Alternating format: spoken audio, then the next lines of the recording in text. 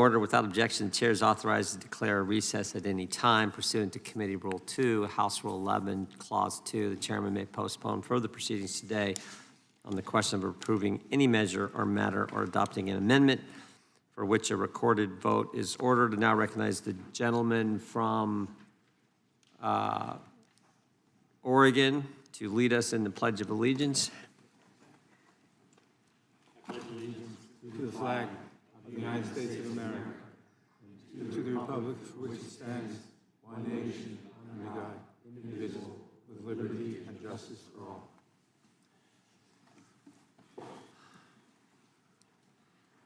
Our first order of business is ratifying an updated subcommittee roster. Would the clerks please distribute the updated roster? We done that already? Oh, we already got that. This roster appoints Mr. Armstrong as a member of the Subcommittee on the Constitution and Limited Government and the Subcommittee on the Administrative State Regulatory Reform and Antitrust. I ask unanimous consent that the committee approve the appointments and assignments as shown on the roster. Without objection, the subcommittee roster is approved. Pursuant to notice, I now call up H.R. 4848, the Censorship Accountability Act, for purposes of a markup, and move that the committee report it favorably to the House. The clerk will report the bill. H.R. 4848 to provide for a right of Without objection, the bill will be considered as read and open for amendment at any point. The chair now recognizes the gentleman from North Carolina, Mr. Bishop, for an opening statement. Thank you, Mr. Chairman. I'm pleased that the committee is today marking up the Censorship Accountability Act, H.R. 4848. And I'm pleased to have the gentlelady from Wyoming, Ms. Hageman, as principal co-sponsor together with me for this important legislation. It is legislation that has become necessary to begin restoring the constitutional order and reining in a federal bureaucracy gone rogue in ways redolent of George Orwell. And it is the corrective legislation that the work of this committee's select subcommittee on the weaponization of the federal government indicates to be essential.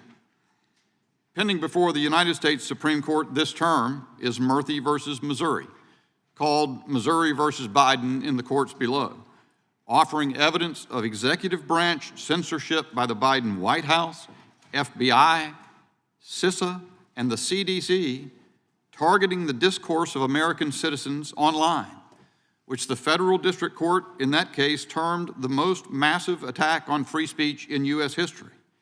Millions of postings squelched on Facebook, Twitter, YouTube, and Amazon, including information that was factually true, but that federal censors didn't like. And yet, when the Assistant Attorney General for Civil Rights appeared before our Constitution and Limited Government Subcommittee in December, she claimed not even to know that the case exists. We've seen viewpoint discriminatory stigmatizing of parents of school children as criminals and terrorists for advocacy at public meetings by the AG himself and the FBI. FBI memoranda depicting surreptitious infiltration operations aimed at American Catholics, minimized and misleadingly covered up after disclosure by a whistleblower. This very week, a federal district court in California dismissed Riot Act charges against allegedly violent protesters after finding that the U.S. Department of Justice uniformly selected only those with conservative points of view to arrest and prosecute, while equally violent Antifa rioters invariably went scot-free. All of these occurrences reflect hostility to and deprivation of First Amendment rights of Americans by agents of the federal executive branch, including federal law enforcement. And when you consider the largely unexamined possibilities within the federal intel apparatus, the implications are frightening indeed. Now, unfortunately, when the Weaponization Subcommittee examined these issues, members of the minority deflected by saying, well, Ron DeSantis is banning books in Florida. That, of course, is a ridiculous canard, but it is also subject to this distinction. If a state official actually were banning books in violation of First Amendment rights, he could and would be sued under federal law. Since Reconstruction, Congress has permitted a private civil claim for relief to Americans deprived of constitutional rights by state officials. The authorizing statute appears today as Title 42, Section 1983 of the United States Code. But no such claim exists against federal officials who deprive Americans of rights under the First Amendment. In the 1970s, the Supreme Court conferred a civil damages claim against federal agents in a handful of fact-specific cases involving deprivation of certain constitutional rights. These are called Bivens claims, named after the case in which the Supreme Court first allowed them. But the court has subsequently, rightly, decided in many other circumstances that private civil claims must be created by the Congress. One of the latest such cases, Egbert versus Boulay, held in 2022 for the second time that no Bivens claim lies against federal agents for deprivation of First Amendment rights. The Censorship Accountability Act will change this state of affairs by replicating the Section 1983 construct as to federal officials in cases properly alleging deprivation of those rights. The First Amendment protects our first freedoms, the freedom to speak and publish, to exercise faith, to assemble peaceably, to petition for redress. The first obligation of government is to secure these rights, said the Declaration of Independence, and yet the Weaponization Subcommittee, this committee, and the efforts of state attorneys general have put up for plain view that the federal government has increasingly become the enemy of those rights. That must change. It's time for accountability, and the Censorship Accountability Act provides it. I urge support for the bill, and I yield back. Gentleman yields back. Chair now recognizes the gentleman from New York, Ranking Member Nadler, for an opening statement. Mr. Chairman, H.R. 4848, the so-called Censorship Accountability Act, would create a new cause of action for a person to sue a federal employee who, acting under color of federal law, violates that person's First Amendment rights. This bill appears to be based on 42 U.S.C. Section 1983, as Mr. Bishop just said, a longstanding statute that provides a cause of action against state and local officials for the deprivation of constitutional and other federal legal rights. In principle, this legislation could have been a worthy starting point for the committee to consider meaningful reform of constitutional tort litigation. There's a real need for a statutory cause of action to allow people whose constitutional rights were violated by a federal official to seek redress.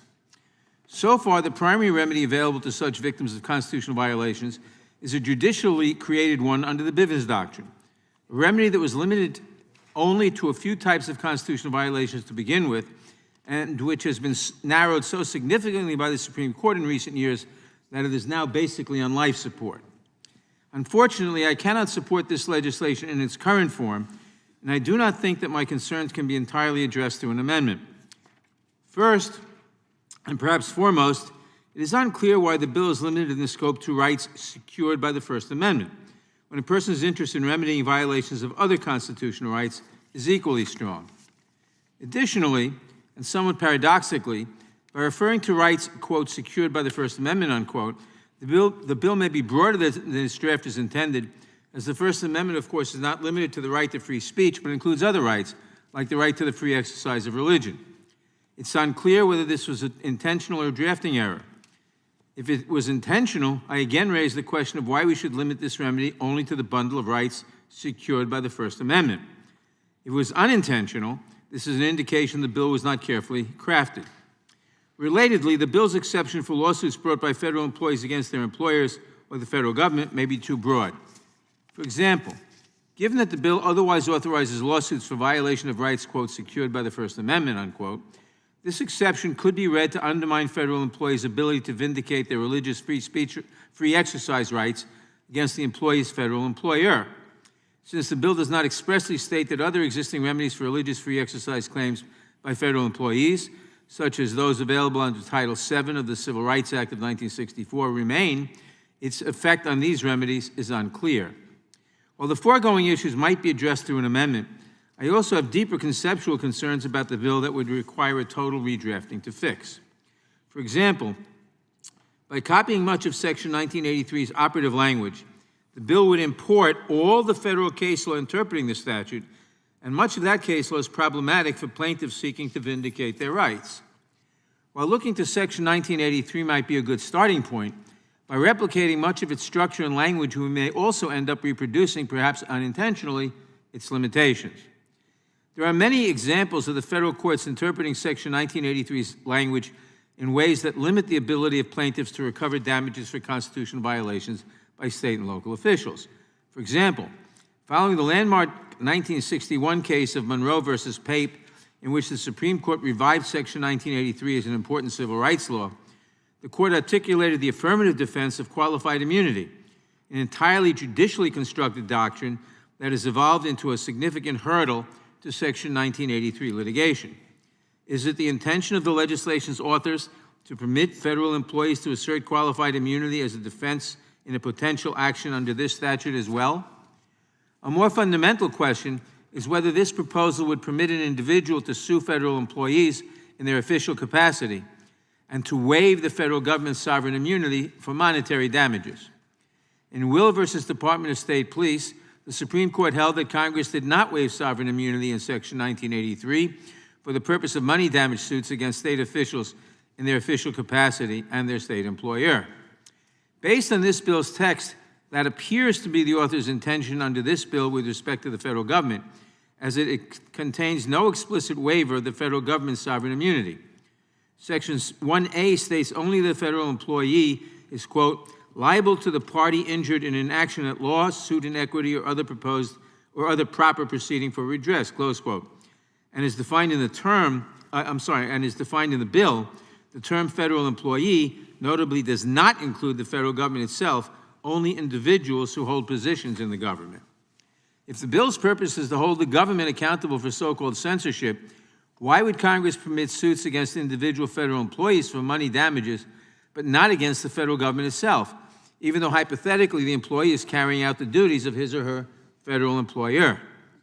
Indeed, in advance of this markup, we received a letter from the American Federation of Government Employees opposing H.R. 4848 because, quote, it would penalize ordinary working Americans for simply doing their jobs, unquote, or, quote, in other words, executing their lawful responsibilities in accordance with supervisory instructions, unquote, of their federal employer.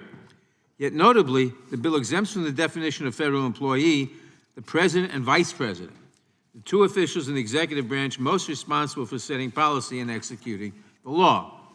Thus, under this bill, ordinary federal employees may be personally liable for following their federal employer's instructions, while the federal government and the two officials who might be most responsible for an alleged First Amendment violation are exempt from the bill. What sense does this make?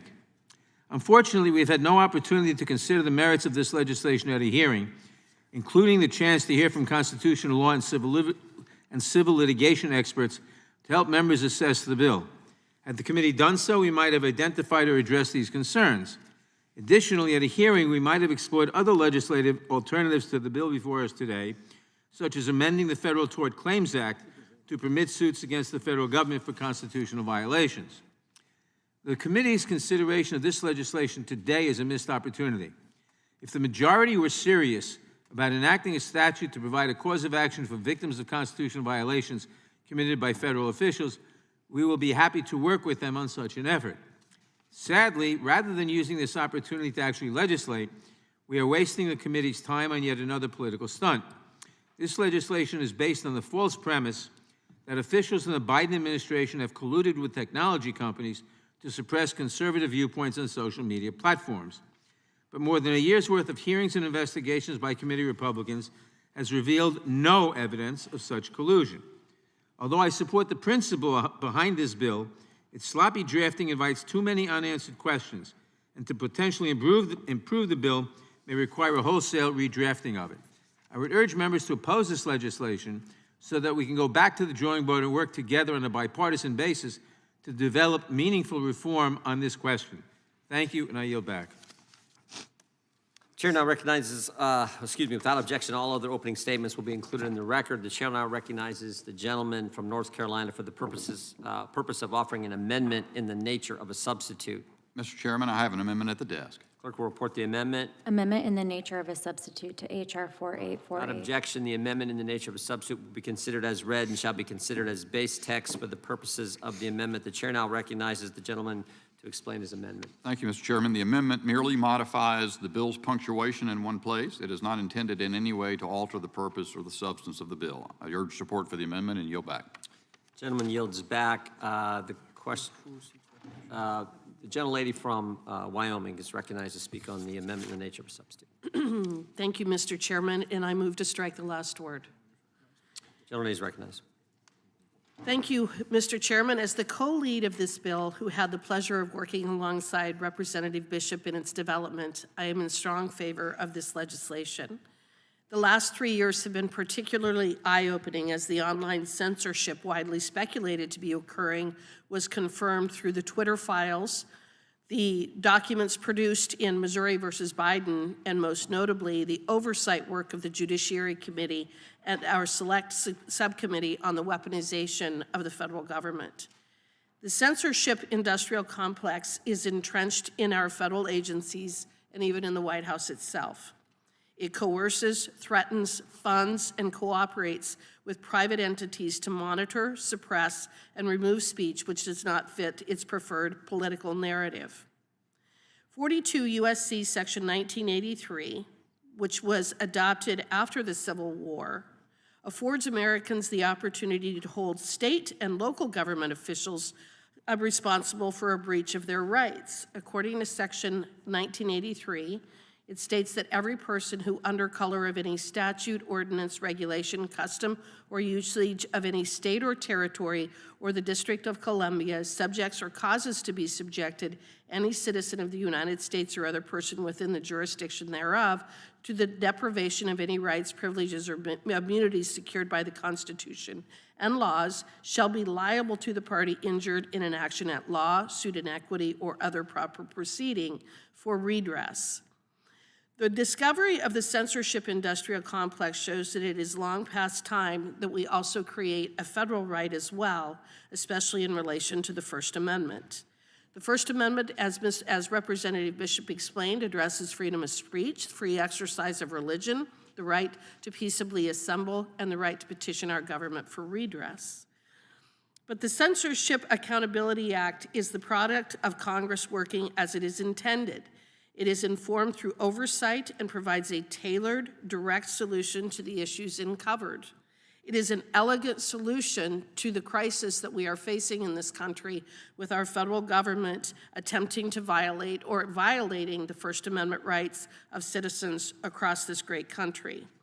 While the existing Section 1983 statute covers all constitutional rights, our act is intentionally focused and limited to preserving the First Amendment rights in large part because the other constitutional provisions are addressed by other mechanisms. It is first and foremost designed to deter censorship, the issue that we have been focusing on in the Select Committee on the Weaponization of the Federal Government. So if and when bureaucrats target your First Amendment rights again, recourse would be provided to the people.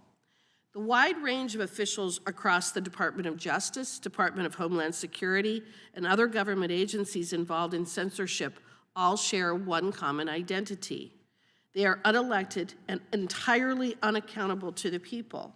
Yet these bureaucrats continue to grow in size and power and are beginning to increasingly wield this power against the American people they were intended to serve.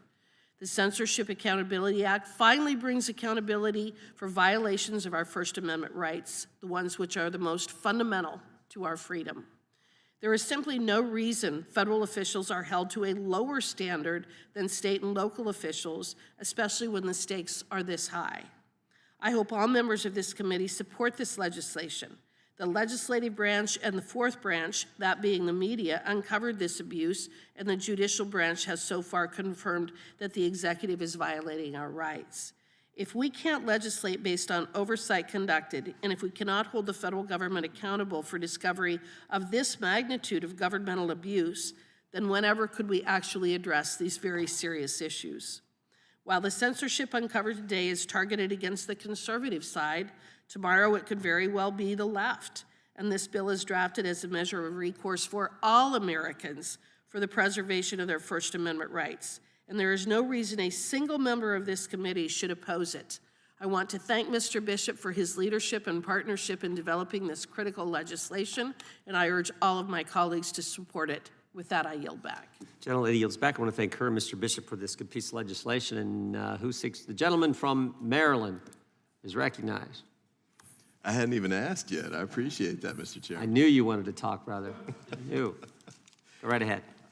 Thank you, Mr. Chairman, and I thank my colleague from North Carolina for his legislation. I do disagree with the scope and direction of this. In fact, I'm uncertain about some of the aspects of it. My recollection of Section 1983 litigation is that it's enormously complicated, and as the chairman suggested, having a hearing in advance to sort of figure out what the exact scope of this would be would have been advisable given the nature of this. And I definitely had concerns about the legislation stripping all federal employees of any immunity for conduct within the scope of their employment, as long as it's connected to the First Amendment rights. And I got to say that the examples that my colleagues from North Carolina and Wyoming have offered don't offer me assurance or clear guidance on what the scope of this would be or what it would do. And I do want to raise a question too, and we'll have an amendment about this down the road, but with respect to the explicit exemption of the president and the vice president, I had concerns about that. So just to sort of walk through this a little bit, and I think the ranking member touched on this, it sounds like under this legislation, if an employee mid to low level potentially makes some kind of statement or takes some kind of act that under this provision could be viewed or interpreted as depriving anyone of their rights, privileges, or immunities as secured by the First Amendment, he or she would be personally liable. This doesn't speak to, for example, whether this person is acting in response to a superior, say like someone in an agency or department, have immediate superiors, have a secretary over them too, who might guide guide the statements that they would be making. And certainly the president ultimately would be responsible for those statements that are made as well. So for in the current scenario, federal employees have limited ability to make statements already. For that reason, the government wants to make sure that there's consistency in the statements that are made. And so for testimony, for example, before a congressional hearing has to go through OMB for approval, just to make sure there's coordination. But I would ask my colleague from North Carolina, so in the instance where an individual who is not the secretary of a department or even secretary or even director or administrator of a particular department or agency makes a statement that is viewed as being in conflict with this, would that implicate the secretary of that department and or the president when that statement is made? Ask a clarification. If they make a statement that does, say that again if you just repeat the question. Makes a statement that, we're hypothetically here, is in violation or triggers this provision. It creates personal liability. So you're saying if a lower level employee does something that would deprive an American of their First Amendment rights? Let's take one of your examples. So I think you had something about Catholic parents, I think it was for school boards. Yeah. Okay. If someone's victimized by that. Well, walk me through that one. So who would you say is? It's really, I think, pretty simple, Mr. Ivey, and what it does, this legislation replicates exactly the state of affairs that exists for state officials, state and local officials, under Title 42, Section 1983. Does it exactly.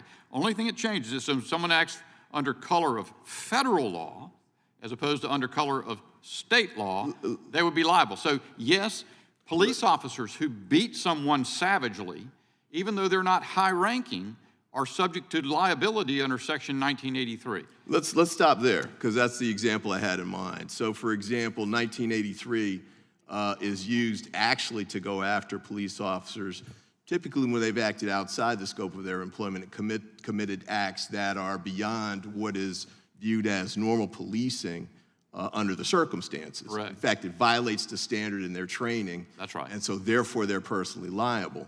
By the way, I haven't seen any of these incidents where their commander said, yeah, continue to beat him to death. So the incidents that we're talking about. Right. I don't believe, I'm not. So let's stay with this, though. So if mid-level employee makes a statement, and the ones that you all have cited apparently have been, I think you said in some of these hearings, you think were driven by the Attorney General or other, heads of departments. Would the heads of those departments be liable too? Absolutely. All right, and how would you prove causation under that scenario?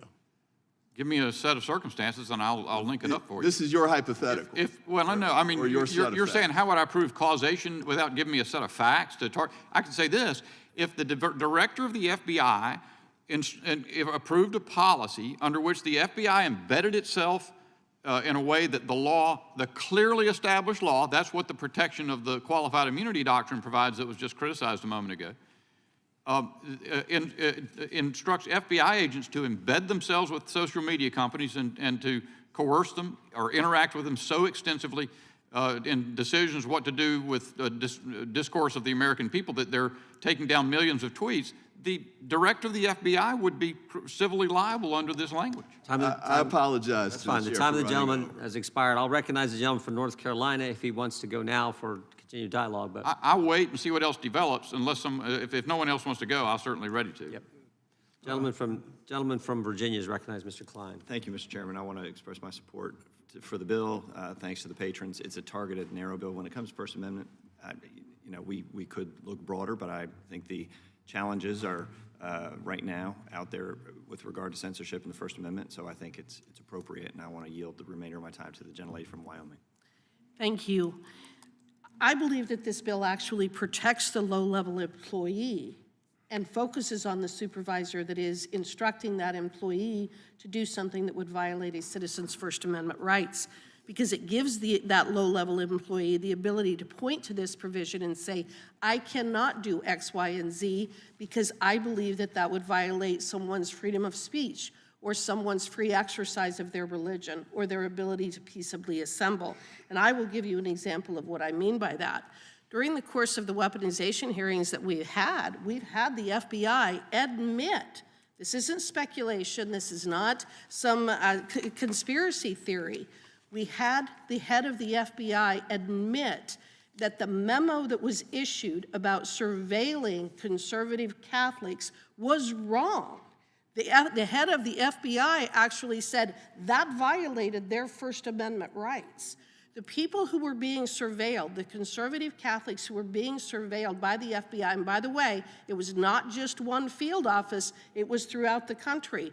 Those individuals under this provision would have the ability to sue the FBI for a violation of their First Amendment rights. Anyone involved in that chain of command who made the decision to do that would have the ability to bring a suit, not only against the person who issued the memo, but anyone who engaged in that kind of behavior. Would the gentlelady yield for a question? Not yet. All right. When you say, would the secretary of the agency be responsible?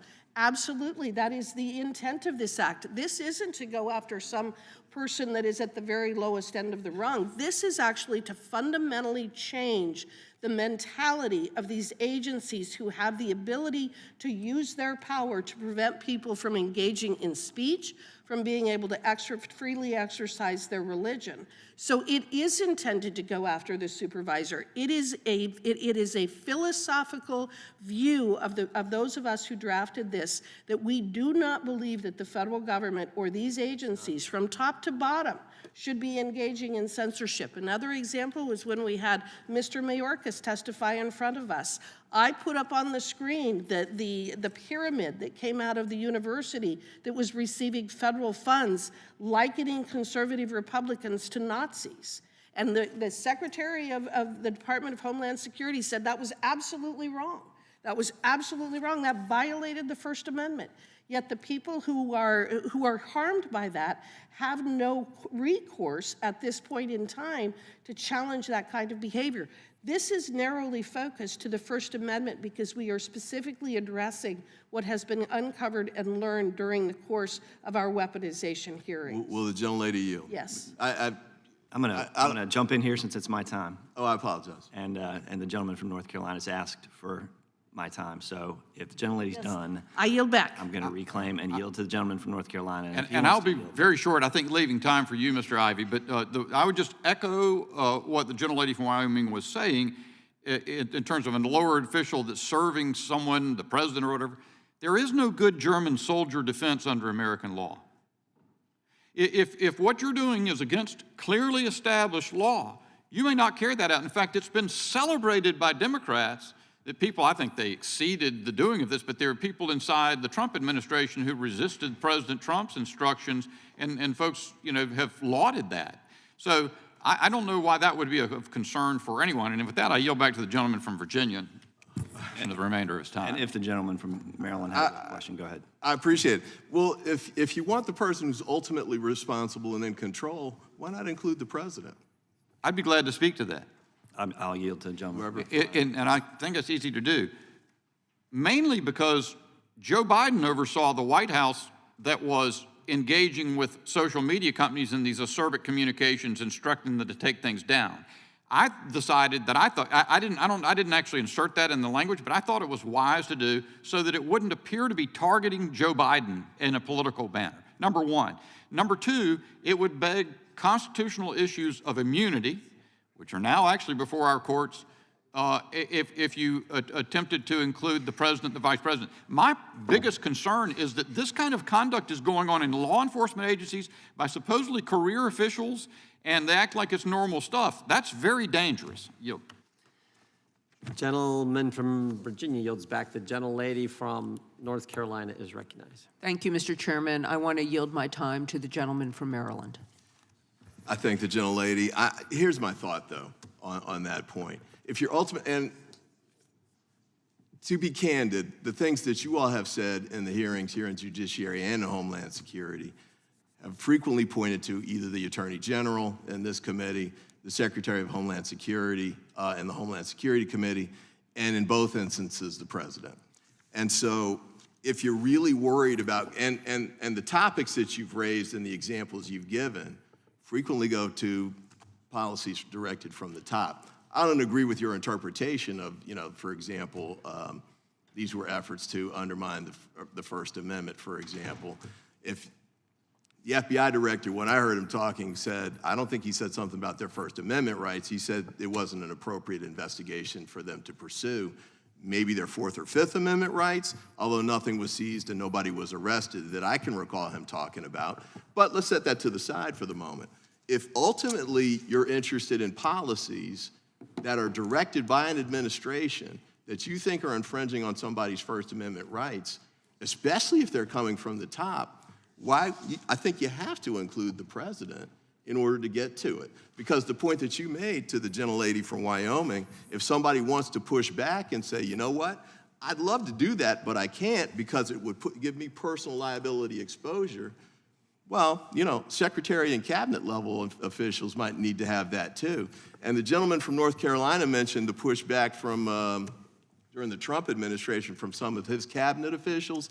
That's exactly the scenario we're talking about here. Because you had a cabinet level officials in the Trump administration, not so much on the First Amendment issue, but let's say seizing ballot boxes, for example, who said, no, we're not going to do that. Using the military for certain types of things with respect to, let's say, Lafayette Square piece or scenario. No, we're not going to do that anymore. So, and I'll yield. I'll give you all the chance to.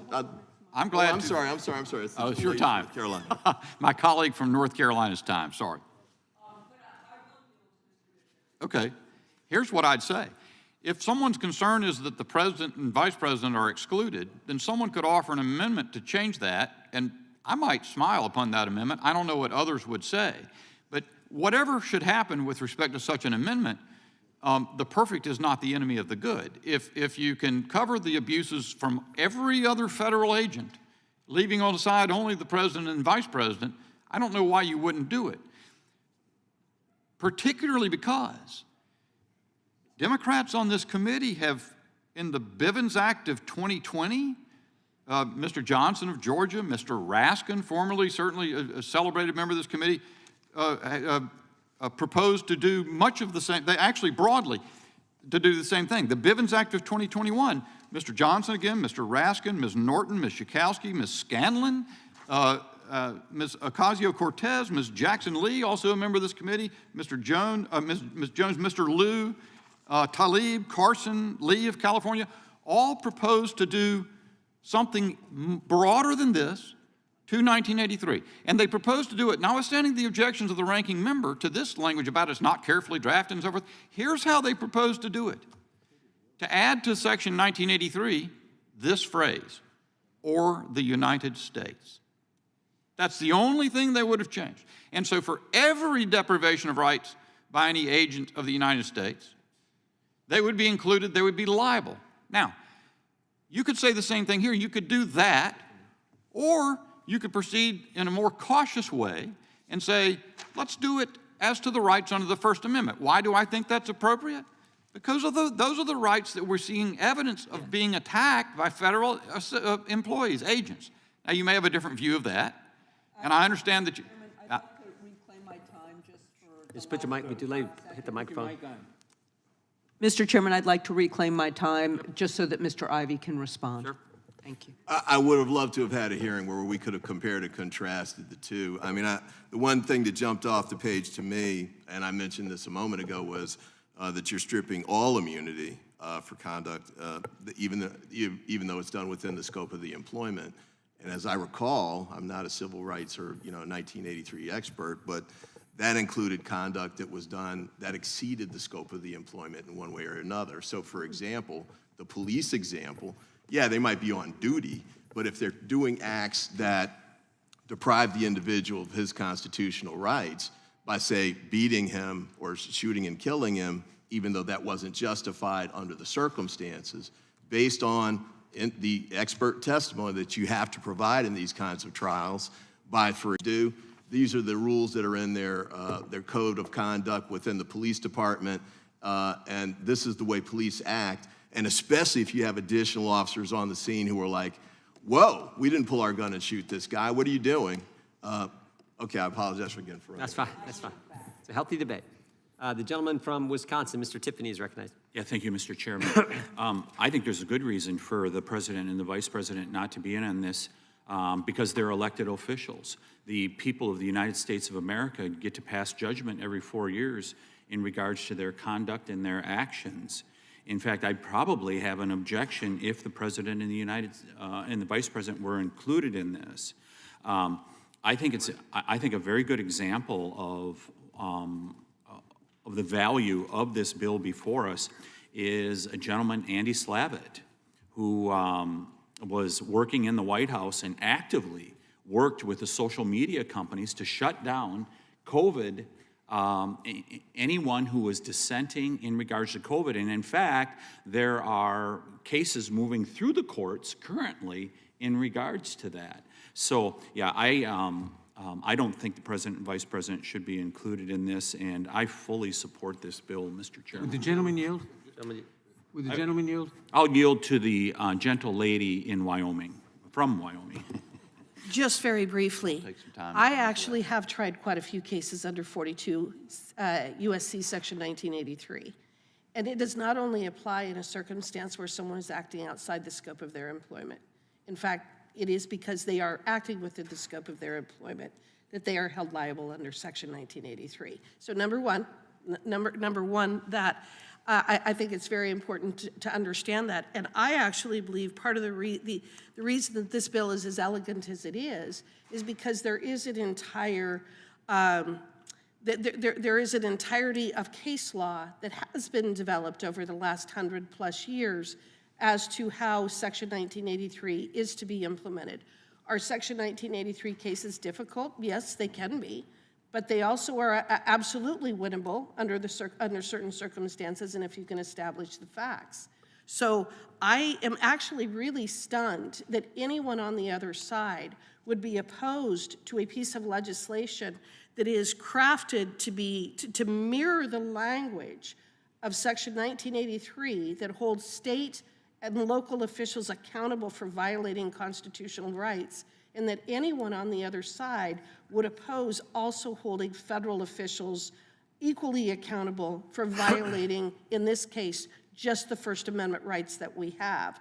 I cannot understand why anyone would be opposed to being able to hold anyone in the Trump administration, for example, after November of 2024, when he comes back into office.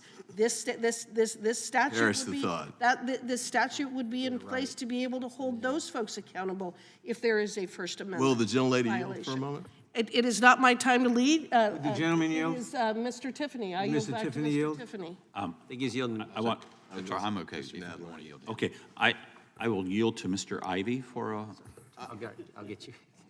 I know Mr. Nadler was actually. okay. ahead of me. If you defer, Mr. Ivy, I will yield time to the ranking member, Mr. Nadler. Thank you. I just have a very you, simple question.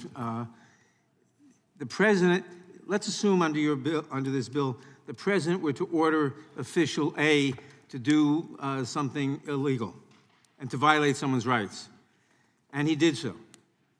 Who, the official? A would be responsible and liable at law, but the president would not be for ordering him to do it? Let me turn to the author here. Do you care to comment? I'd be glad Mr. to. Bishop? I would say not under this bill. I don't know what, or if there's some other means of holding the president, and certainly there are lots of other means of holding the president accountable, including here in Congress. But that's correct. This bill proposes to make available a claim against federal officials generally and excludes the president and vice president because of the complications previously discussed. And again, people have different views of it. I wouldn't object to including them if someone wants to offer that amendment. Mr. Chairman, I'm going to yield back to get out from the middle of this confab. Chair now recognizes, who seeks recognition? The ranking member is recognized. Mr. Chairman, I have an amendment at the desk. Clerk will report. Gentleman from Arizona reserves a point of order.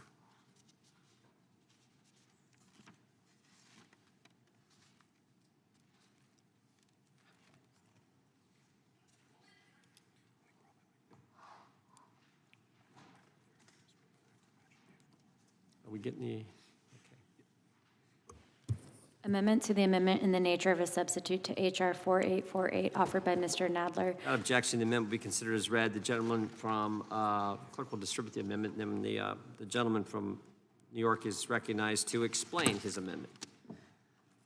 Thank you, Mr. Chairman. Mr. Chairman, my amendment is simple. It would strike the term First Amendment in Section 2A and replace it with the word Constitution. As I mentioned in my opening statement, there is a real need for a statutory cause of action for individuals whose constitutional rights were violated by a federal official. Currently, there is a judicially created cause of action under Bivens and its progeny, but that is limited to only a few types of constitutional violations. Since Bivens was decided over 50 years ago, the Supreme Court has taken a dim view of creating new common law causes of action and extending Bivens to provide a remedy for more constitutional violations. Indeed, as the authors of this bill are no doubt aware, the Supreme Court declined to extend Bivens to include claims for First Amendment violations. But that raises the question, why is this bill focused only on the First Amendment? Aren't the rights secured by other parts of the Constitution just as important to the nation? What about the Fourth Amendment prohibition on unlawful search and seizure? Or the Fifth Amendment guarantee of due process? In fact, Section 1983, after which this bill has been modeled, provides a cause of action against state officials for, quote, the deprivation of any rights, privileges, or immunities secured by the Constitution, close quote. After all, what is good for the goose is good for the gander. State officials are potentially subject to a suit for deprivation of any rights secured by the Constitution. Why shouldn't such a remedy be available when a federal official commits the same deprivation? I would urge the majority to adopt a simple, straightforward amendment. With that, I yield back the balance of my time. Gentleman yields back. Gentleman from Arizona, insist on his, Yes, I do, Mr. Chairman. I do. gentleman's recognized. The gentleman's amendment would introduce material beyond the scope and purpose of the bill before us and therefore violates House Rule 16, Clause 7, and I yield back. Does the sponsor of the amendment wish to be heard on the point of order? Maybe we can solve it.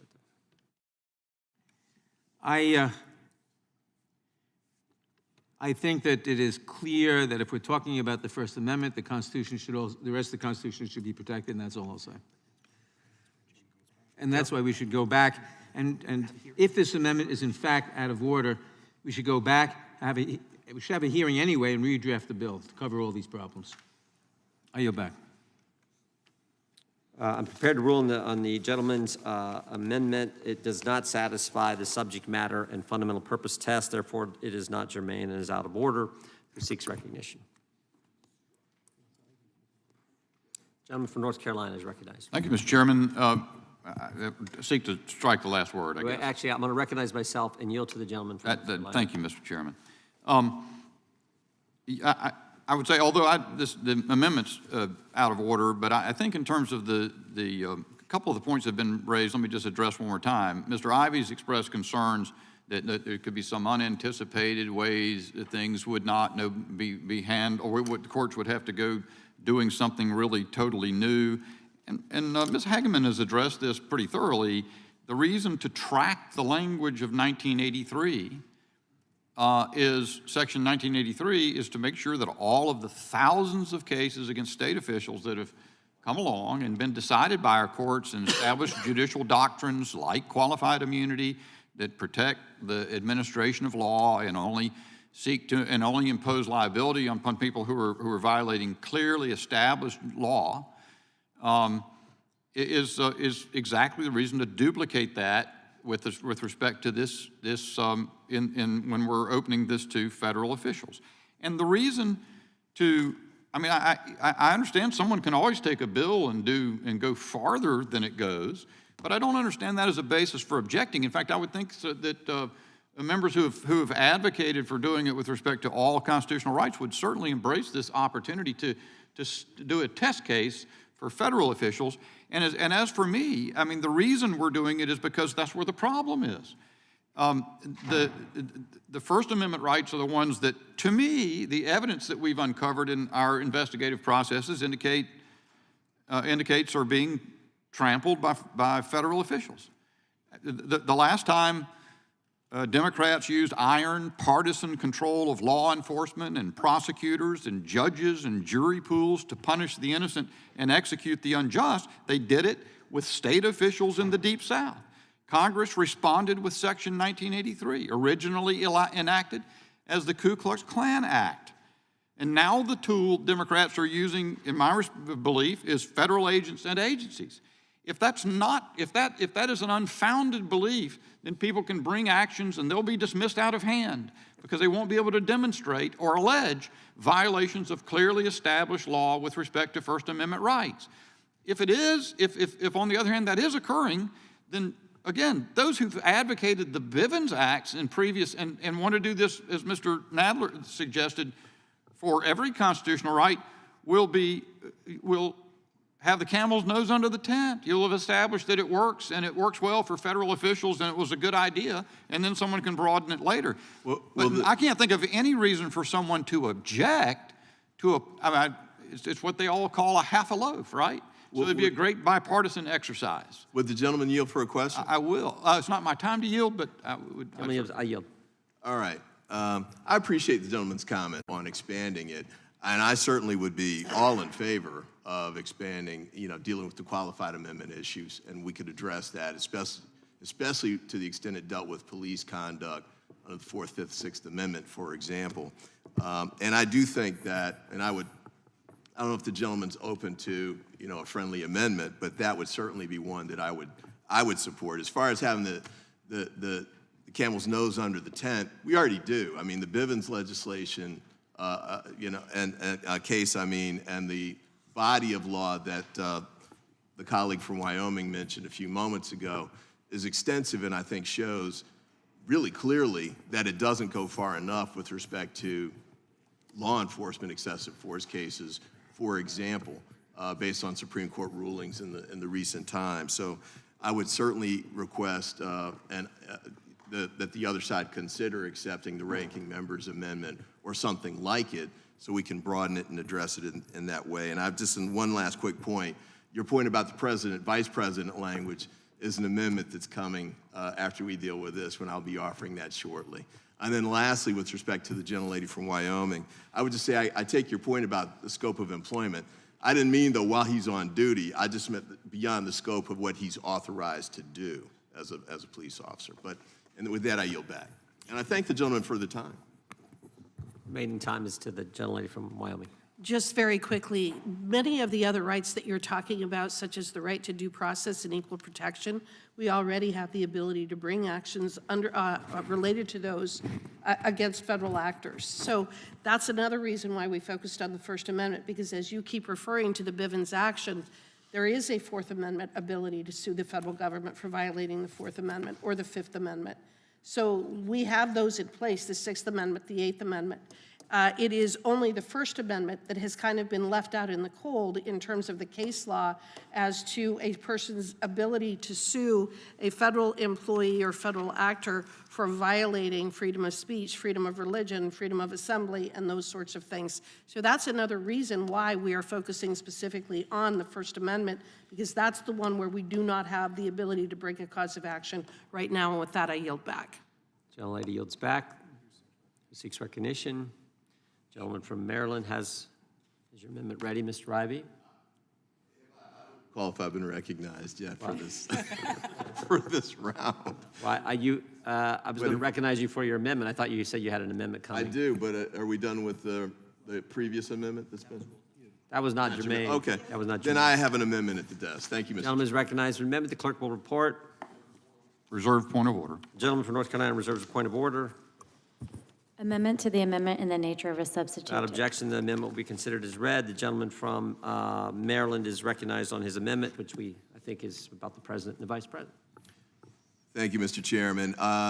Yes, this language would strike the language on, at least on my draft, page 2, lines 22 and 23, other than the president or the vice president, for the reasons we've talked about previously. Ultimately, I believe my colleague from North Carolina said I think you call it the German soldier defense. There's no German soldier defense. And I'm fine with that analogy, I suppose, but I think it gets to this point. The person who's ultimately at the top is the one who should be held accountable, and we should be able to do that if this language is put in place, as I mentioned a few minutes ago. I'd love to see it more broadly applied than the First Amendment language, but I know that the chair's ruled on that already. But my amendment would be aimed at getting at the people who are giving the orders about what duties should be carried out, not just the people who are carrying out duties as they're directed to do them. And I think it gets to the point of, especially when you've got people who are acting, in this instance, within the scope of their employment, which I suppose could be following the orders that they've been given by their supervisors. And if it goes up the chain, as I think the gentleman from North Carolina and the gentlelady from Wyoming have stated, that you should go up the chain to make sure that you're getting at the root of the problem as opposed to scapegoating the problem. These issues might go all the way to the White House. It might go all the way to the top. So I would think that we should have that language in place if we really want to get at the types of issues that you've raised. Some of those issues, maybe don't go to the top, but some of them do. And I want to say this, too, with respect to our previous president. To the extent we're worried about people making statements from the mantle of the presidency that could implicate or deprive people of their First Amendment rights or other rights, and I know you all will disagree with this, but I think President Trump arguably did that on several occasions, and I know there's litigation that's pending that'll address some of that, but I think we've got a real-world example about why it makes sense to go forward with this. The ranking member also posed a question about if the president gave a direction to take a step that would violate an individual, that was directing an employee of the federal government to commit an act that violated someone's First Amendment rights under this language as it's currently posed. the person who carried out the order would be liable, but not the president, not the person who gave the directive to do it. And I hear the point. He's elected. He runs for office, although in the second term of any administration, that's not really, much of a guideline or a control. And the threat of impeachment isn't necessarily a full one either, as we've seen recently here as well. So I would ask that my colleagues adopt this amendment. And I appreciate the gentleman from North Carolina being open to the consideration of it. I know you didn't make a specific commitment, but I hope you'll give this full consideration, and I hope you'll be able to support the amendment. And with that, I yield. Would the gentleman yield before yielding back? Yes, sir, I will. But will you support the bill if this amendment is agreed to? I would support it if you do that and the First Amendment, yes. So, no, well, that's not what I asked. Would you agree with it if this amendment is I would added, want but those not- two together, because I really do agree with the ranking member that limiting this to the First Amendment only, I hear the explanation that was given. I don't think it's not persuasive to me, because the limits on the Fourth Amendment piece and the Fifth Amendment under the civil rights cases, I think has been pretty extensively documented. The Supreme Court has basically said, if you don't have a scenario, it'd be great to have had a hearing on this where we could have brought in civil rights experts and litigators who could actually walk us through the cases. But my recollection is the court says, if we don't have a prior case precedent of this happening before, we're not going to hold it liable. And so anything that happens, no matter how egregious it might be, if there's no immediate precedent for it, they strike it down on a motion to dismiss. Gentlemen, yield on that point? I will. Just quickly, you're describing the doctrine of qualified immunity. Exactly. Yes. Which your side's been trying to repeal. That's right. Statutorily. That's so, right. I mean, you're concerned about the implications of not having it there. And Well, that's part of why I like your language here, because it doesn't give qualified immunity. It says they're deprived of any immunity. Yeah, no, as I read it. I don't know what you're pointing to, but it does. It replicates exactly the situation under 1983. Mr. Ivey's going to talk himself into being for this pretty soon. I withdraw the point of order. Gentleman's time is expired. The gentleman from North Dakota is recognized. Thank you, Mr. Chairman. I actually oppose this amendment, and I'll tell you why. And the chairman may remember this from an old time in oversight in 2018, where a lot of different things were flipped, and we were walking into the hearing on facial recognition, and he asked me if I was ready to go, and I looked at him and I said, yeah, but I'm going after the Republican witness. I'm an equal opportunist when it comes to the First Amendment, and what happens here is the bureaucracy outlasts the presidency. I've had the same fights 5 years ago with Attorney General Barr on 702 that I'm willing to have with Attorney General Garland on 702. And you can look at it, and 702, and people who, searched on people who downloaded Muslim prayer acts, using facial recognition to identify people who were protesting in front of the U.S. Capitol, participating in Black Lives Matter protests. The CDC is buying data to find out if you were going to church during quarantine. We're about to have AI come into this mess where you can take 5 individual points of data and tell you exactly who everybody is. We have millions of dollars going from the government to universities to tech companies to censor true information. Not disinformation, not lies. They call it malinformation. And the representative from Wyoming and the representative from North Carolina know that I have been very cautious about this legislation. I'm not particularly fond of private rights of action. I'm not particularly fond of issues that really make trial lawyers money and don't actually back into protecting rights. But the reality of this is that it is going on in significant places. And when we have agencies spending millions of dollars of taxpayer money to filter it through the system, to censor true information, not only is that a violation of the First Amendment, but is incredibly condescending. Like, it's incredibly condescending to the people who are looking at it. And we've had thousands of conversations about 230. We could have a huge conversation about qualified immunity reform, because the problem with it is if you turn everything into a fact instead of a legal issue, you're going to have sue and settle set up around every small department that exists from one end of the country to the other, because you can never get out of the case, and you're going to have insurance companies that end up into settlement agreements. And what you're really going to do, they're not going to sue the New York Police Department. The New York Police Department is going to deal with it. They're going to sue the Golden Valley County Sheriff's Department in North Dakota. And then in order to do that, you're going to uninsure and deal with all of those issues. But this goes on regardless of who the president is. It went on under President Trump. It goes on under President Biden. It went on under President Clinton. It went on President Bush. It went on under President Obama. The tools and the abilities to do this, and the absolute, what I think is the misinterpretation of the Blunt case about what is actually government action versus government coercion, is worthy of having this conversation. I'm for radical transparency. Radical transparency.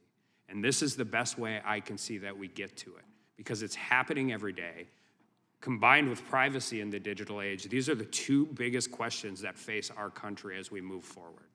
What does the First Amendment look like when everybody's dealing on platforms that have 230 protection?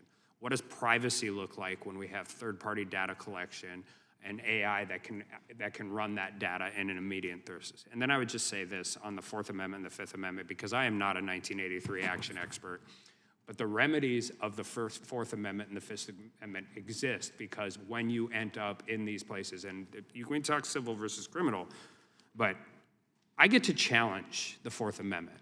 I get to, as a criminal defense attorney, I get to do those things, and we get to show that. And if you have a prosecutor or a member of the Federal Bureau of Investigation or any officer anywhere that continually violates Fourth Amendment, the system takes care of it, because the judge will no longer give a warrant when that officer appears in front of him. A jury will no longer convict people when that officer, hold on a second, we can do this back and forth 1,000 times. There is no action that starts with a First Amendment violation. There's only coercion, there's only censorship, there's only moving it through 3 different chains. It's almost like laundering the government's coercion into it before it gets from universities to tech companies to doctors to whoever it is. And we have to have more confidence in our constituents and more confidence in the American people. The best cure for bad speech is always more speech. And I think our government has forgot that, and I don't care I don't care what letter is behind the name of the president in charge. And with that, I yield back. Well said. Who seeks recognition? Gentleman from California,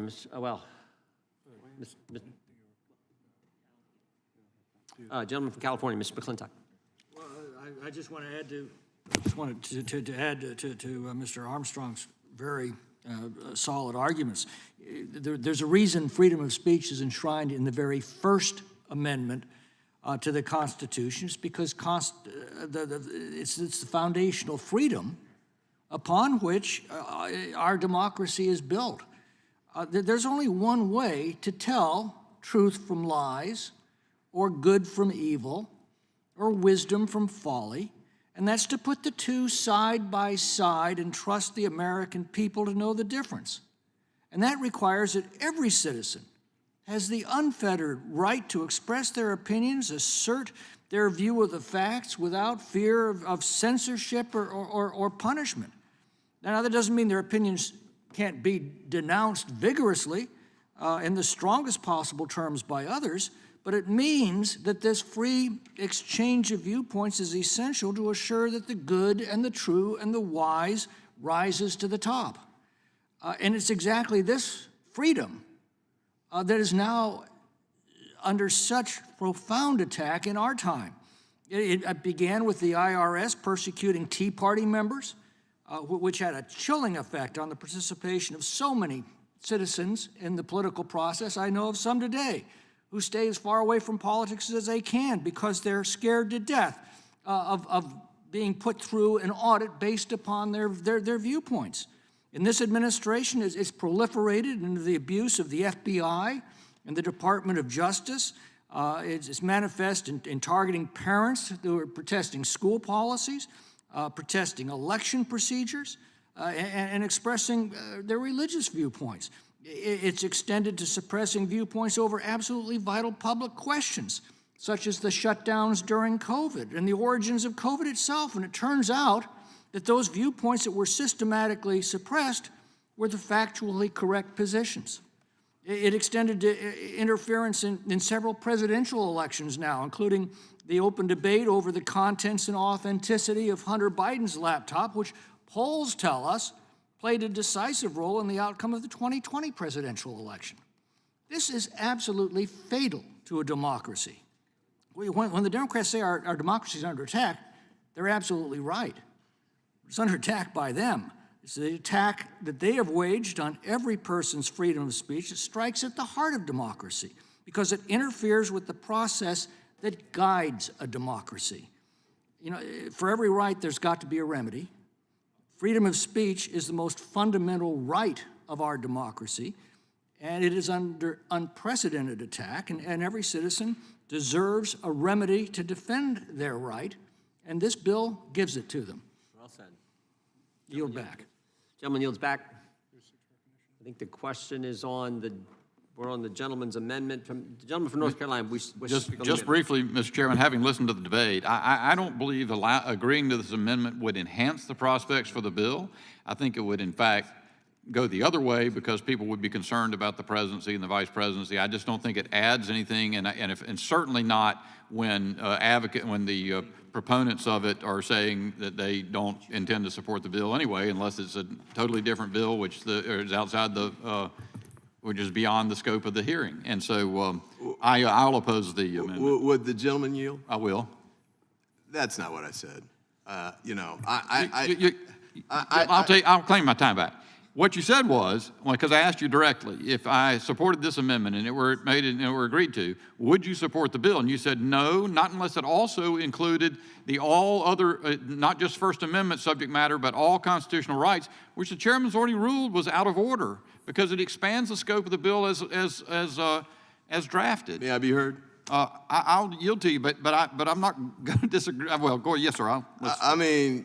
Okay, yeah, as I stated at the time, yeah, they took down the ranking member's amendment on germaneness grounds. Right. I asked my colleague from North Carolina, he could still accept it as an amendment to the bill, as a friendly amendment.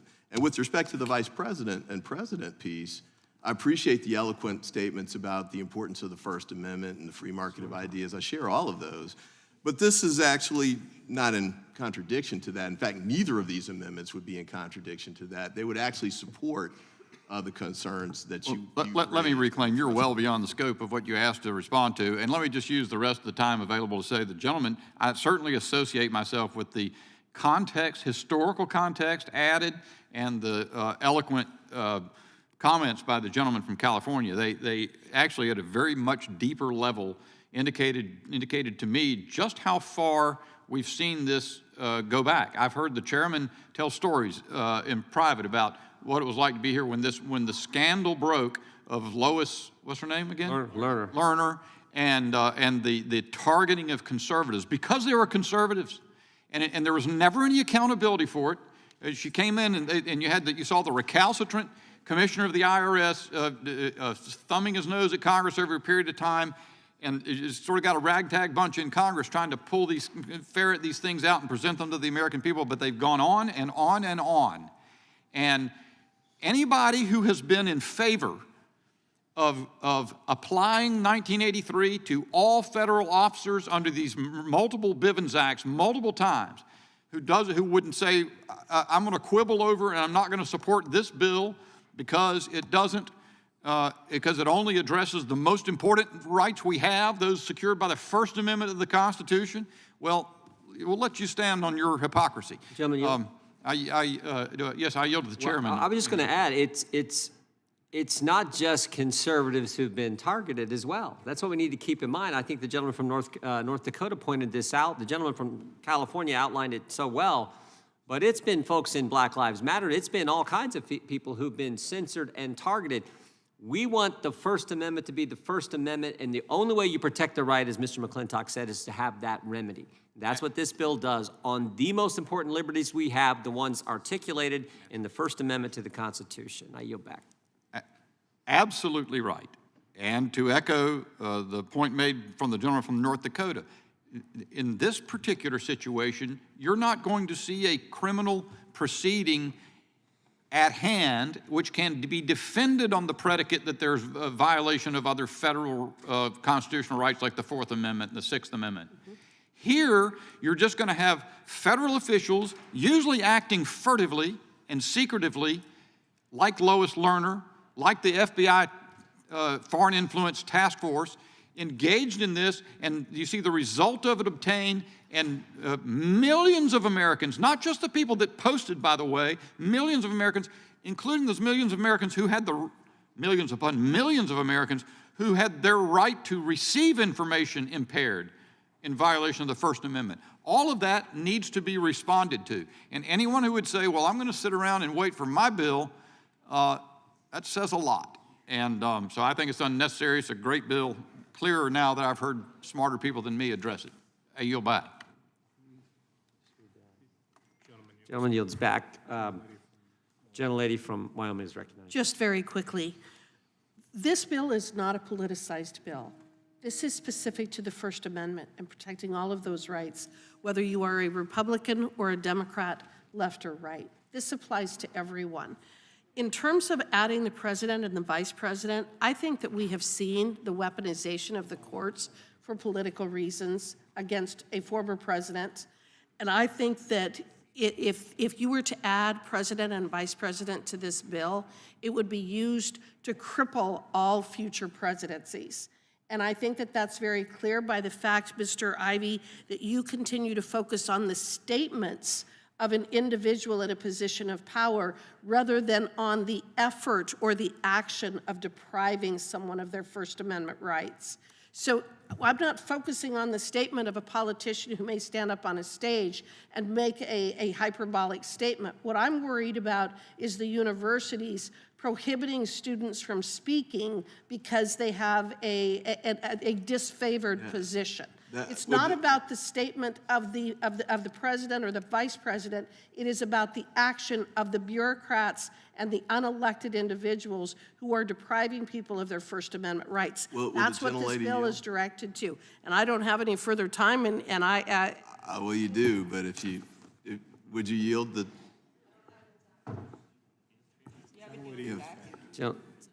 Gentlelady yields back. Someone will yield. Someone else is going to yield. Gentlelady from North Carolina will yield to the gentleman from Maryland. Yes, I will. Thank you very much. I mean, just quickly, I mean, I didn't offer an amendment that said Democrat or Republican. It says president or vice president. And as much as I might want the presidency to always remain in the hands of the Democrats, I know that's not likely to happen. So to say it's a politicized amendment, I think it, goes beyond the plain language of the amendment that's offered. And with respect to the examples that you just offered, like the universities, and I think the cases, I'm just thinking out loud on these cases, but I don't recall any of them being federal institutions. So I don't know that this would apply to those scenarios that you mentioned. But at the end of the day, president making a hyperbolic statement, depending on what it is the biggest bully pulpit for potentially implicating an individual's First Amendment rights. There's no two ways about that. And I'm not pointing at any particular president. Y'all look like you're assuming I'm talking about one in particular, and you might be right. But it's important here to remember that the impact of what a president can have by the statements that are made from the public platform can be overwhelming, especially in the age now of the retaliatory trolling and the like. That you want to talk about impacting individuals' First Amendment rights, you'd start getting death threats and have to hire bodyguards. That certainly has an impact too, and we can talk about some of those cases if you want. But then with respect to just the final point, and then I can yield back. I think it's important too, back to my colleague from North Carolina's comment about the German soldier.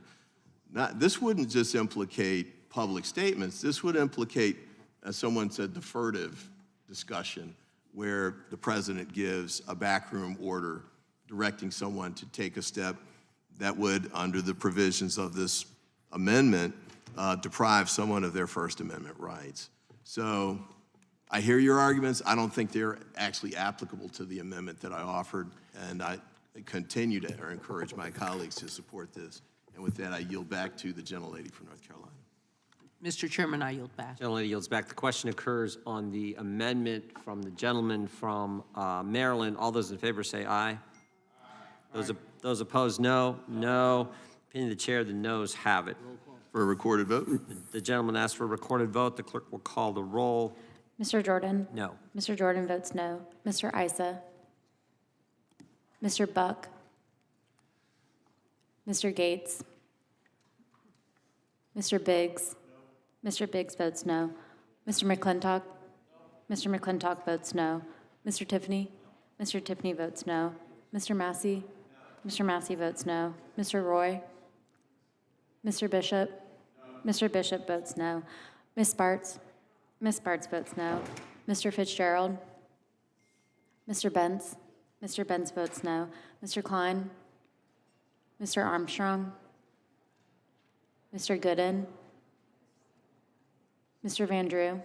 Mr. Van Drew votes no. Mr. Nels? Mr. Nels votes no. Mr. Moore? Mr. Moore? Mr. Moore votes no. Mr. Kiley? Mr. Kiley votes no. Ms. Hageman? Ms. Hageman votes no. Mr. Moran? Mr. Moran votes no. Ms. Lee? Mr. Hunt? Mr. Fry? Mr. Nadler? Aye. Mr. Nadler votes aye. Ms. Lofgren? Ms. Lofgren votes aye. Ms. Jackson Lee? Mr. Cohen? Mr. Johnson? Mr. Johnson votes aye. Mr. Schiff? Mr. Swalwell? Mr. Liu? Ms. Jayapal? Ms. Jayapal votes aye. Mr. Correa? Mr. Correa votes aye. Ms. Scanlon?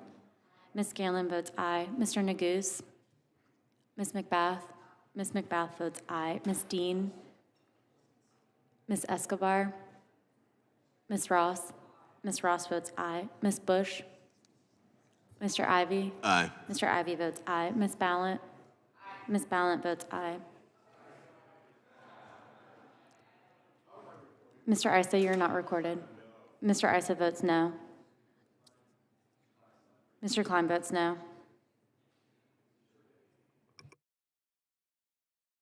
Anyone else want to be recorded?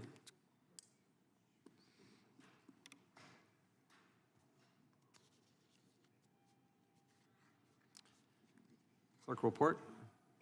Mr. Chairman, there are 10 ayes and 16 noes. The amendment is not adopted. Question occurs on the adoption of the amendment in the nature of a substitute. This will be followed immediately by a vote on reporting the bill. All those in favor say, oh, I'm sorry, that's right. Totally, I promised Mr. Massey he'd get to speak on the bill. The gentleman from Kentucky gets to talk. Thank you, Mr. Chairman. I just want to express support for H.R. 4848 and thank my colleagues Dan Bishop and Harriet Hageman for doing this. We have witnessed in our weaponization subcommittee so many specific examples of censorship by the federal government, oftentimes by proxy through third-party actors, but censorship nonetheless. And this isn't something that's just happened this Congress or under this president or the previous president. This has been happening for the entire time that I have been in Congress. We've witnessed this. In fact, I sat on the dais with Lois Lerner right there in front of us when she came in to testify, and she took the fifth. She refused to testify. But what did we know that she was doing? She was discriminating based on viewpoint. And so we've known about this problem for a long time.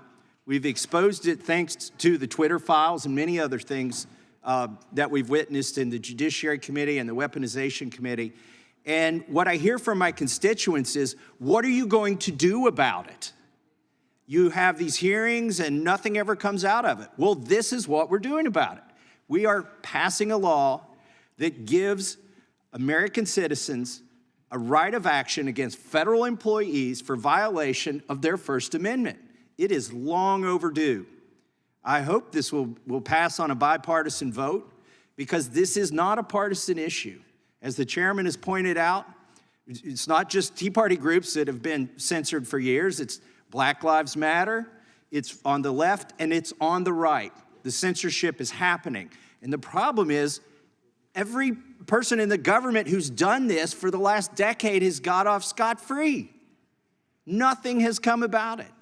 I say let the lawyers represent the people in court cases against the federal government. Give them the ability to bring these cases and the ability to succeed. I know there have been cases brought but then dismissed because it was so hard to prosecute this. I appreciate that Dan Bishop and Harriet Hageman have given us a clear path for American citizens to bring accountability themselves, not to rely on us in this committee, not to rely on the DOJ to do something, but to give them the power in a courtroom to have their day in court and to bring accountability. So I'm very enthusiastically co-sponsoring this bill, and I urge its adoption. Would the gentleman yield? And I now yield to my colleague from Texas, Chip Roy. I agree with everything the gentleman from Kentucky just said. I yield back. No, wait, would gentleman yield to Ms. Sparks? Yes, I yield to Ms. Sparks from Indiana. Thank you very much. I'll be brief, but I'd really appreciate my colleagues bringing this bill. Our republic was created to protect people's rights to life, liberty, and property. But when we become in a government that becomes tyrannical, where we actually have a federal employees and federal government has oppressive techniques to oppress and suppress First Amendment rights that are so important, this is fundamentals of our country, we become very dangerous country with the government allowing to use money in a dictatorship of opinion. And unfortunately, our government has not been stepping up to protect people's rights. So this is an ability, at least for people, to challenge the government and protect their rights again for themselves against tyrannical techniques used. If we are not going to stand up for our freedoms, if we are not going to be standing up for our First Amendment rights, we're going to fail as a republic. So I think it's important to give that power for we the people. And I appreciate my colleagues standing up, and I hope that will be not a partisan issue, because it shouldn't be. It should be bipartisan issue to support First Amendment rights of the American citizens and go against tyranny of the government that we see more and more. So I appreciate it, and I urge my colleagues to support this bill. I yield back. Gentlelady yields back. I yield back to the congressman from Yeah, Kentucky. I thank the gentlelady from Indiana. Without the First Amendment, we can't have any of the rest. You can't protect them. Without the ability to criticize your government, without being repressed or without being prosecuted, you can't bring attention to this. So I appreciate the gentleman from Texas support and the gentlelady from Indiana. And again, thank my colleagues, Mr. Bishop and Ms. Hageman, for bringing about this much needed legislation. We need to protect the First Amendment, and that's why I support this bill, and I yield back. Gentleman yields back. The question occurs on the adoption of the amendment in the nature of a substitute. This will be followed immediately by a vote on reporting the bill. All those in favor say aye. Aye. Those opposed, no. No. In the opinion of the chair, the ayes have it, and the amendment in the nature of a substitute is adopted. A reporting quorum being present, the question is on favorably reporting the bill as amended. All those in favor say aye. Aye. Those opposed, no. No. Opinion of the chair, the ayes have it. Roll call vote. Roll call being requested. The clerk will call the roll. Mr. Jordan? Yes. Mr. Jordan votes yes. Mr. Issa? Mr. Buck? Mr. Gates? Mr. Gates votes aye. Mr. Biggs? Mr. Biggs votes aye. Mr. McClintock? Mr. McClintock votes aye. Mr. Tiffany? Mr. Tiffany votes aye. Mr. Massey? Mr. Massey votes aye. Mr. Roy? Mr. Roy votes aye. Mr. Bishop? Mr. Bishop votes aye. Ms. Sparks? Ms. Sparks votes yes. Mr. Fitzgerald? Mr. Fitzgerald? Mr. Fitzgerald votes aye. Mr. Benz? Mr. Benz votes yes. Mr. Klein? Mr. Klein votes aye. Mr. Armstrong? Mr. Gooden? Mr. Van Drew?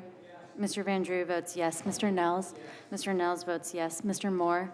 Mr. Moore votes yes. Mr. Kiley? Mr. Kiley votes aye. Ms. Hageman? Ms. Hageman votes aye. Mr. Moran? Mr. Moran votes aye. Ms. Lee? Mr. Hunt, Mr. Fry, Mr. Nadler. No. Mr. Nadler votes no. Ms. Lofgren votes no. Ms. Jackson Lee votes no. Mr. Cohen, Mr. Johnson, Mr. Johnson,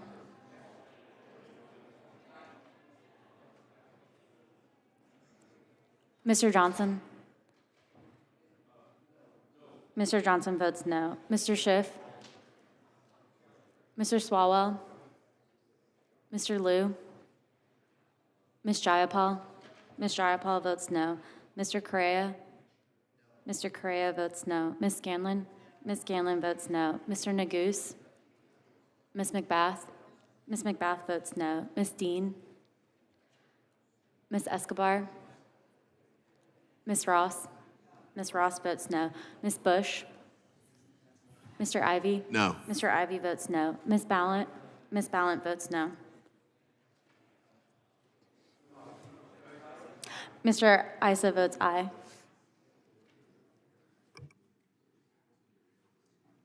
Clerk will report.